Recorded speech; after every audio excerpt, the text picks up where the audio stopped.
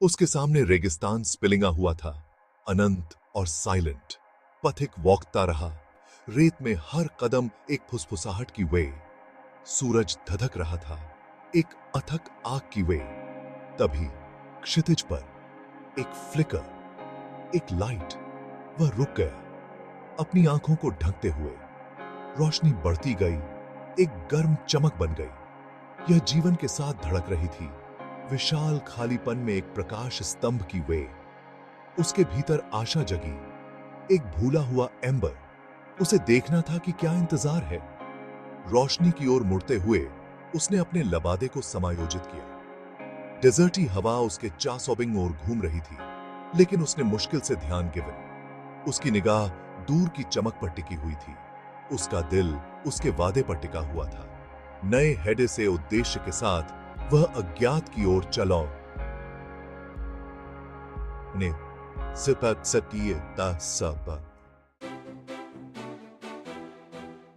रोशनी ने खुद को एक शहर के रूप में प्रकट किया। ऊंची ऊंची दीवारें तास ओबिंगा से भरे आकाश के नीचे झिलमिलाती हुई। हवा में संगीत तैर रहा था, हंसी और गीत की एक टैपेस्ट्री। उसने कभी ऐसी जीवंत ऊर्जा का एक्सपीरियंस नहीं किया था। वह शहर के फाटोफा तक पहुंचा। उनके विशाल आकार से ड्वार्फ्ड वे खुले थे, उसके भीतर के हलचल भरे दिल में उसका स्वागत कर रहे थे। वह अंदर गया, ध्वनि और रंग की दुनिया में प्रवेश किया।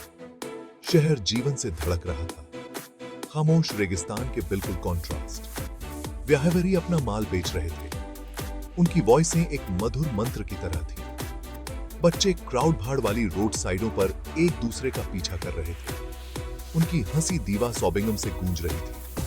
मसालों और भुने हुए मांस की सुगंध हवा में तैर रही थी, इंद्रियों के लिए एक फीस्ट। वह की साथ वह जीवन के सेलिब्रेशन पर ठोकर मार गया था। वह भीड़ के बीच से गुजरा, चेह सॉबिंगन के समुद्र में एक ऑब्जर्वर। तभी एक हंसी एकोइंगी, समृद्ध और पूरी तरह से केयरफ्री। यह हैविस के एक सराय से आया था जो गली में फैल रहा था।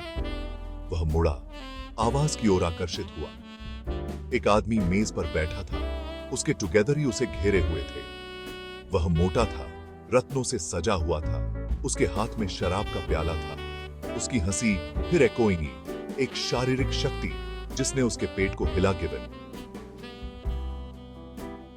पथिक ने उसे पहचान लिया। वह एक ऐसा व्यक्ति था जिसे उसने एक बार ठीक किया था, उसके स्वास्थ्य को बहाल किया था। उस आदमी की नजर उससे मेट, उसके चेवरिये पर पहचान झलकती थी, फिर गायब हो गई। उसने मजाक उड़ाते हुए अभिवादन में अपना प्याला रेज्ड। आओ अजनबी, मेरे साथ शामिल हो जाओ। जीवन का आनंद लेने के लिए है, सहने के लिए नहीं। वह मेज के हैविस पहुंचा, उसकी गेजें अटूट थीं। मूड में शिफ्ट को भांपते हुए आदमी के टुगेदर खामोश हो गए। उसने उस आदमी को देखा, उसकी आंखें एक शांत उदासी से भरी हुई थीं। क्या यही तुम चुनते हो? वह आदमी भौहें से उफड़ता हुआ उसकी हंसी उसके गले में मर गई। यह तुम्हारा क्या काम है अजनबी? मुझे जीवन में एक दूसरा मौका दिया गया था और मैं हर पल का स्वाद चखने का इरादा रखता हूं। उसने अपना प्याला हटा लिया, उसकी आंखों में एक उद्दंड चमक थी। जीवन एक अनमोल उपहार है, पथिक ने धीरे से कहा, लेकिन यह मोमेंटिक सुखों पर बर्बाद करने के लिए नहीं है। वह रुक गया, उसकी गेजें डेड में टची थीं। सच्चा आनंद किसी और चीज में है। भाग हावेंज। इच्छा का अल्योर। वह सराय से वॉकेदा गया। उस आदमी के शब्द उसके दिमाग में गूंज रहे थे। शहर की खुशी अब थोड़ी कम ग्लोदार लग रही थी, उदासी के संकेत के टुगेदर। जैसे ही वह वॉकेडा, उसने एक आवाज सुनी जो रेतसा से भरी हुई थी। यह उसे एक संकरी गली से नीचे ले गया। वहां ट्विंकलते हुए लैंप के नीचे एक युवक खड़ा था। उसकी निगाह ऊपर एक खिड़की से बाहर झांक रही एक महिला पर टिकी हुई थी। वह सुंदर थी, उसकी हंसी घंटियों की झनकार की तरह थी। पथिक ने उस युवक को पहचान लिया। वह कभी अंधा था, लेकिन पथिक ने उसकी आंखों की सॉबिंग शनि लौटा दी थी। युवक ने हाथ बढ़ाया। उसका हाथ इच्छा से ट्रेम्बलिंग रहा था। नीचे आओ, वह फुसफुसाया। उसकी आवाज कर्कश थी। मुझे तुम्हें देखने दो, तुम्हें छूने दो। उसके शब्द रात ने निगल लिए। भाग 6। ब्लाइंडपन और साइट। महिला हंसी, एक क्रूर मजाक उड़ाती हुई वॉइस। क्यों उत्सुक लड़के? मैं तो बस एक सपना हूं, एक कल्पना हूं। तुम मुझे पा नहीं सकते। वह वापस परछाई में गायब हो गई। उसकी हंसी उसके पीछे पीछे आ रही थी। पथिक फायरे बढ़ा। युवक चासोबिंग और घूम गया। उसका चेवरियाक सोबिंग और शर्म का मिश्रण था। मुझे रहने दो बूढ़े आदमी। तुम इस दर्द, इस यर्निंग को कुछ नहीं अंडरस्टैंडिंग थे। और फिर भी पथिक ने धीरे से कहा, मैंने तुम्हें देखने की क्षमता का उपहार दिया है। क्या तुम नहीं देखते कि वह तुम्हारा इस्तेमाल कर रही है? उसकी ब्यूटीफुलता एक सोने का पिंजरा है। उसने युवक के कंधे पर हाथ प्लेस्ड। सच्चा प्यार गुलाम नहीं बनाता, आजाद करता है। भाग 7। सड़क किनारे, टीयर्स। उसने उस जवान आदमी को लैंप के नीचे खड़ा छोड़ दिया। उसका सिर विचार में सागेदा हुआ था। शहर की बत्तियां और भी मंद लग रही थीं।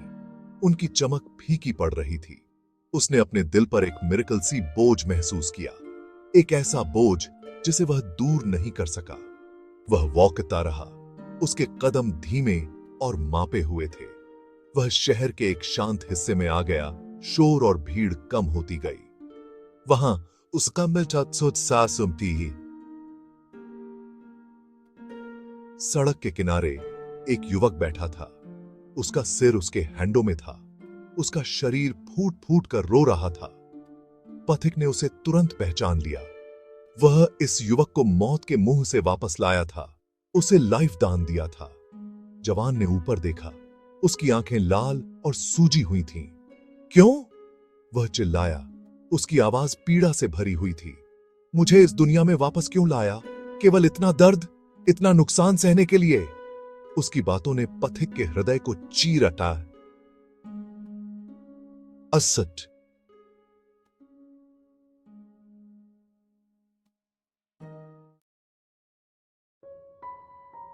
भाग 8।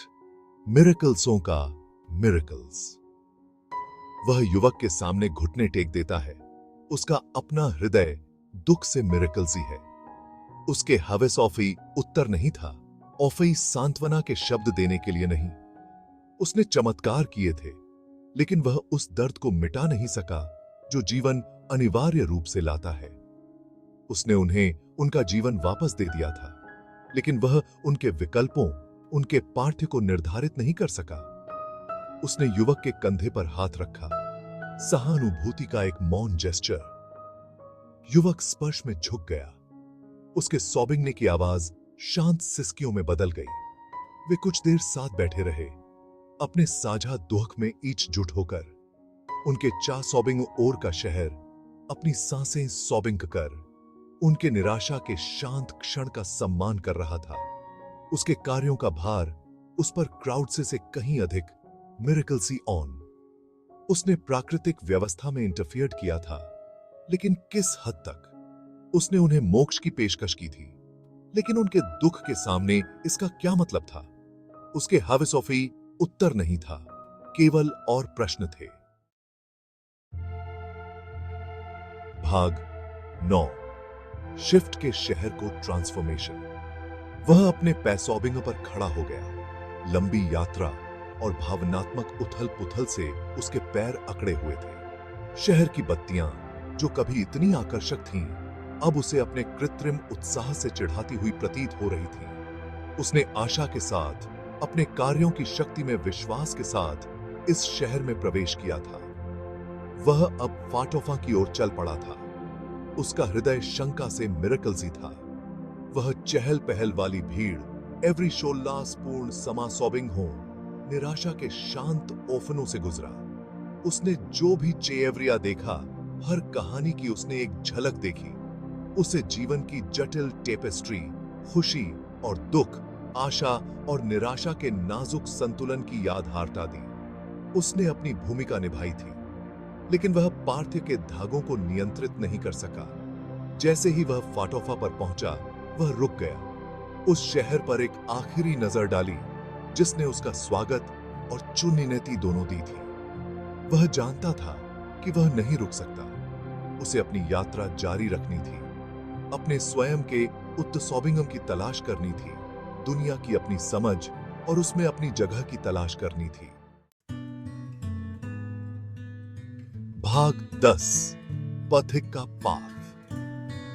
वह ठंडी डिजर्टी रात में बाहर निकल गया। उसके पीछे शहर की बत्तियां फीकी पड़ गईं। तारे ऊपर टिमटिमा रहे थे, उसकी उथल पुथल के प्रति सैडनेस, उन सवालों के प्रति जो उसे सता रहे थे।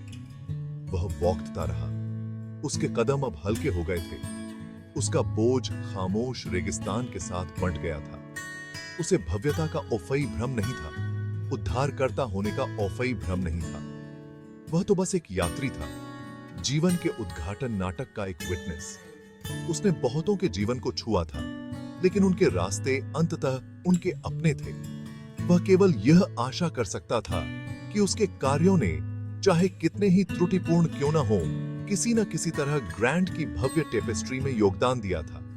उसके सामने रेगिस्तान स्पिलिंगा हुआ था, विशाल और अज्ञात, उसकी अपनी यात्रा का प्रति रिफ्लेक्शन। उसके हवस न औफई नक्शा था, न ही औफई डेस्टिनेशन। वह वॉकेता रहा, सीता सोबिंगा द्वारा निर्देशित, अपने दिल की शांत फुसफुसाहट से